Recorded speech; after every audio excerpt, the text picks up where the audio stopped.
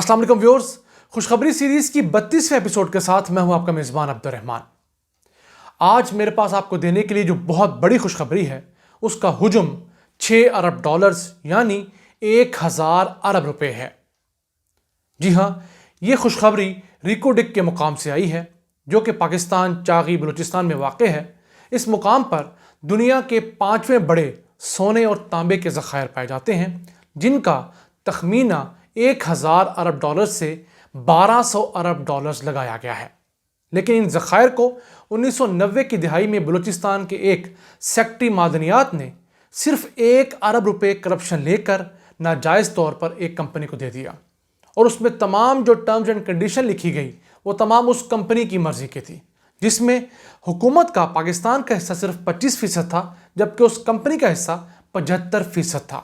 اور یہ بھی کوئی نکلنے والے مادے سے نہیں تھا، ہونا یہ تھا کہ ریکو ڈک کے مقام سے جو سونا اور تانبا اور دیگر معدنیات نکلنی تھیں ان کو ایک پائپ لائن کے ذریعے پہلے ان معدنیات کو باریک کر کے پانی کے ساتھ ملا کر ایک سلری بنائی جاتی، اس کو پائپ لائن کے ذریعے گوادر یا کراچی ٹرانسپورٹ کیا جاتا اور وہاں سے بڑے بڑے شپس میں بھر کر ساؤتھ افریقہ لے جایا جاتا، وہاں جا کے اس سلری کو دوبارہ سے ریفائن کیا جاتا، پھر ہمیں بتایا جاتا کہ آپ کا اتنا سونا، اتنا تانبا، اتنا کوبالٹ نکلا ہے۔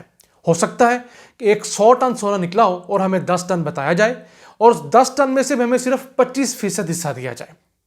اس کے خلاف بلوچستان میں بہت شور اٹھا، یہ معاملہ سپریم کورٹ آف پاکستان تک پہنچا۔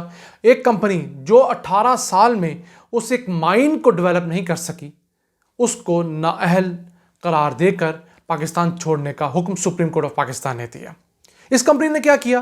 کیونکہ اس کمپنی نے مختلف پاکستانی عمال کو رشوت دے رکھی تھی، انہوں نے ان کا فائدہ اٹھا کر اپنی مرضی کے جو قوانین بنا رکھے تھے، جو اپنے مرضی کے معاہدے کیے تھے، اس کے بہاف پر ورلڈ بینک کا ادارہ ہے international centre for settlement of investment disputes, وہاں جا کر پاکستان کے خلاف کیس کیا اور 6 ارب ڈالرز کی پلنٹی پاکستان کو کر دی گئی۔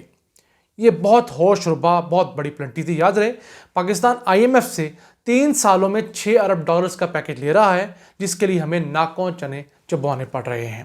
اس میں سے 4 ارب ڈالر تو اس کے ڈیمریجز تھے اور تقریباً 2.25 ارب ڈالر جو تھا وہ سود کی رقم ہمیں کیا گیا کہ آپ سود کی رقم بھی ادا کریں۔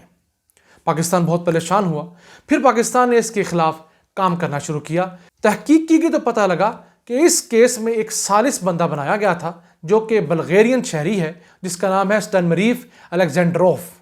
اس شخص نے مبینہ طور پر اس کمپنی کے ساتھ معاملات کیے ہوئے تھے، ان کا پرانا لائر رہا تھا، پرانے تعلقات تھے، تو لہٰذا خود ہی ان کا پرانا جاننے والا پاکستان کیس میں ثالث بن گیا اور 4 ارب ڈالرز کی اس نے ڈیمریجز شائع کر دیے، اعلان کر دیا۔ حالانکہ اس کمپنی نے ٹوٹل 4 ارب روپیہ بھی پاکستان نہیں لگایا تھا جس کو 4 ارب ڈالرز دینے کا اعلان کیا گیا۔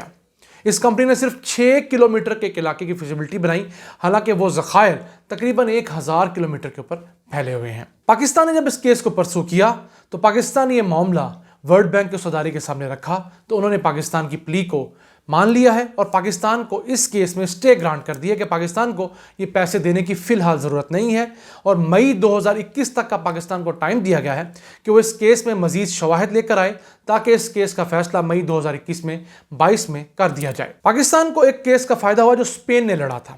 اسپین کے ساتھ بھی ایسا ہوا کہ ایک کرپشن کر کے اسی شخص نے ایک سولر پاور پلانٹ کے ساتھ مل کر کرپشن کی، اور جب اسپین کی حکومت نے اس پروجیکٹ کو روکا تو اس نے اسی ادارے سے جا کر ICID سے اسپین کے خلاف 128 ملین یورو کا کیس جیت لیا۔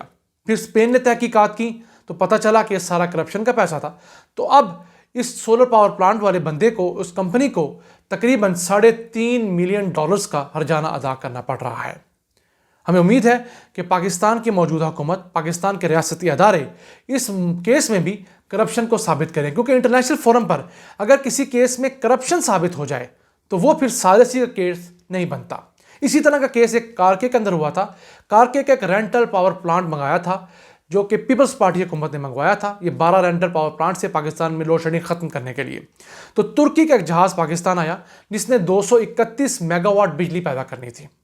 اس نے کیا اس نے آ کر اس وقت کے آزاد جموں کشمیر جو ہمارا ہے کے صدر تھے راجہ ذوالقرنین، اس کمپنی نے ان کے بیٹے کو بابر کو اپنی کمپنی میں ملازمت دی، پاکستان کا ہیڈ بنایا، انہیں رشوت کے طور پر $5 ملین دیے۔ اب دیکھیے کرپشن کس لیول پر ہو رہی ہے۔ یاد رہے اس راجہ صاحب کے جو صدر تھے ان کو لگایا تھا مشرف نے 2006 میں، اور یہ جا کے ریٹائر ہوئے تھے، اپنی سیٹ چھوڑی تھی 2011 میں۔ تو ان کے بیٹے کو یہاں پر دے دی گئی نوکری، جو کہ یوسف رضا گیلانی کے بھی رشتہ دار تھے۔ انہوں نے کیا کیا کہ اس کمپنی کو آنے کے ساتھ ہی ان کی جو میعاد تھی اس سے ڈبل ایڈوانس دے دیا، تقریباً $9 ملین۔ اس کمپنی نے کیا کیا، کیونکہ رشوتیں دی ہوئی تھی، نہ جانے کس کس کو دی تھی، مبینہ طور پر راجہ پرویز اشرف جو اس وقت کے منسٹر فار پاور تھے، جو بعد میں پاکستان کے وزیر اعظم بھی بنے، ان کو بھی رشوت دی گئی۔ یوسف رضا گیلانی نے بھی یقیناً کسی نہ کسی طور پر مبینہ طور پر رشوت لی ہوگی، جو اس وقت کے وزیر اعظم تھے۔ انہوں نے 231 میگا واٹ بجلی بنانے کی بجائے 30 سے 55 میگا واٹ بجلی بنانا شروع کی صرف، اور ان کا ایک یونٹ پاکستان کو 41 روپے میں پڑتا تھا۔ جی ہاں، 41 روپے میں، جس وقت عوام کو بیچا جاتا تھا وہ 8 سے 9 روپے کا یونٹ تھا۔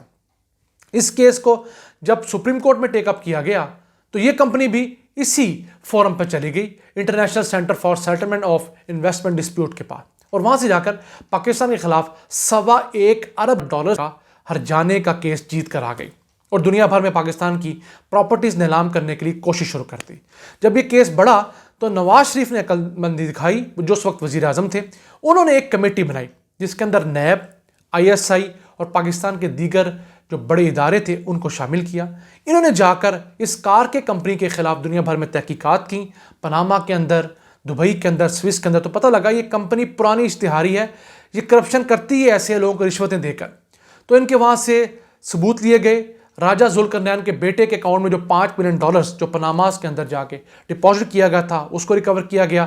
پھر جب پاکستان اس جگہ کیس جیتنے لگا تو اس کار کے کمپنی نے طیب اردگان صاحب، جس کو ہم بڑا سمجھتے ہیں کہ مسلمانوں کا خیر خواہ ہے، اس کو اپروچ کیا۔ اس نے عمران خان سے کہا ہم آؤٹ آف کورٹ سیٹلمنٹ کر لیتے ہیں۔ حالانکہ یہ وہ کیس تھا جس کے اندر اگر پاکستان پاؤں پہ کھڑا رہتا تو پاکستان $1 ملین کما سکتا تھا، لیکن عمران خان نے فوراً اس کی بات مانی، طیب اردگان کی، اور پاکستان نے یہ کیس وڈرا کر لیا۔ حالانکہ اس کیس میں کارکے کو جرمانہ کروانا چاہیے تھا تاکہ کارکے کسی اور ملک میں جا کر رشوت دے کر اسی طرح کا فراڈ نہ کر سکے۔ اور اب دیکھیے کہ ترکی، جسے ہم بڑا بھائی سمجھتے ہیں، کیسے کیسے کرپشن کو سپورٹ کرتے ہیں یہ لوگ۔ صرف ہم ہیں جو اپنے مفادات کے لیے کھڑے نہیں ہوتے، ہر ملک طیب اردگان جیسا جو امت مسلمہ کا بڑا سٹالورٹ بنتا ہے وہ بھی کرپشن کے کیس کو بچانے کے لیے آ گیا۔ ایک طرف حکومت، اس کے بعد عمران خان نے ٹویٹ کیا کہ ہم ترکی کے شکر گزار ہیں۔ کس بات کے شکر گزار ہیں؟ کرپشن ہم نے پکڑی، جب ان کو لگا کہ آپ بالکل پکڑے جانے لگے ہیں تو آپ سے صلح کرنے آ گئے۔ تو ایک طرف عمران خان کا یہ رویہ ہے، جبکہ دوسری جانب حکومت جو ہے، جن لوگوں نے کار کے کمپنی کیس میں $1.25 ارب کے نقصانات بچائے ہیں، وہ 184 لوگ بنتے ہیں، جن میں سے پاکستانی بھی ہیں، باہر کے لوگ بھی ہیں۔ ان کو ستارہ امتیاز دینے کا اعلان کیا ہے، جو کہ 23 مارچ 2021 میں دیا جائے گا۔ ان میں بریگیڈیئر رانا عرفان شیخ، لیفٹیننٹ کرنل فاروق اور احمد عرفان اسلم صاحب سمیت ایک لمبی لسٹ ہے پاکستانیوں کی، لائرز کی، ہمارے انٹیلیجنس ایجنسیز کی اور انٹرنیشنل لائرز کی، جنہوں نے پاکستان کو اس بہت بڑی سب کی اور نقصان سے بچایا۔ یہ تھی آج کی خوشخبری، جس میں پاکستان کا انشاءاللہ 1000 ارب روپیہ بچنے جا رہا ہے۔ اپنے میزبان عبد الرحمان کو اجازت دیجیے، اللہ نگہبان۔